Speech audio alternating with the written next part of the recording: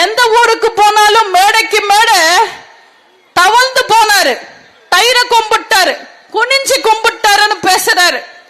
தம்பி உதயநிதி, வரலாறு முக்கியம்பா, மறந்துடாதீங்க. உங்க தாத்தா கருணாநிதி எங்க புரட்சி தலைவரோட கால நோக்கி தவழ்ந்து வந்ததுனாலதான் முதல்வர் ஆனாரு. உங்க கட்சிய ஆட்சிய உங்க அத்தா கனிமொழிய காப்பாத்த உங்க தாத்தா கருணாநிதியும் உங்க அப்பா ஸ்டாலினும் உங்க மாமா மாறனும் எத்தனை வீட்டுக்கு தவழ்ந்து போயிருக்காங்கன்னு வரலாறு தெரிஞ்சுக்கங்க.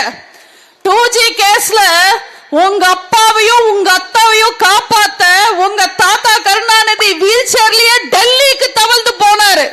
அன்னைக்கு மட்டும் அவர் தவழ்ந்து போகாம இருந்திருந்தா உங்க அப்பாவும் அத்தையும் இந்நேரம் கம்பி எண்ணிக்கிட்டு இருப்பாங்க.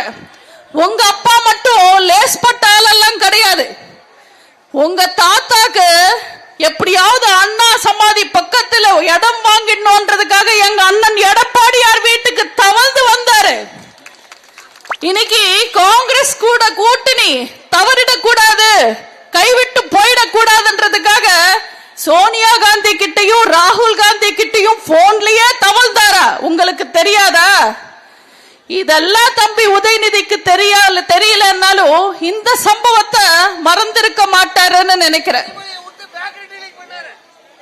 எங்க ஆட்சி காலத்துல ஒரு பையன் பால்டாயில குடிச்சிட்டு ஆஸ்பத்திரியில படுத்துக்கிட்டு இருக்கும் போது அந்த பால்டாயில் போய காப்பாத்துறதுக்காக அவரோட குடும்பமே எங்க அண்ணன் எடப்பாடியார் கிட்ட தவழ்ந்து வந்தாங்க.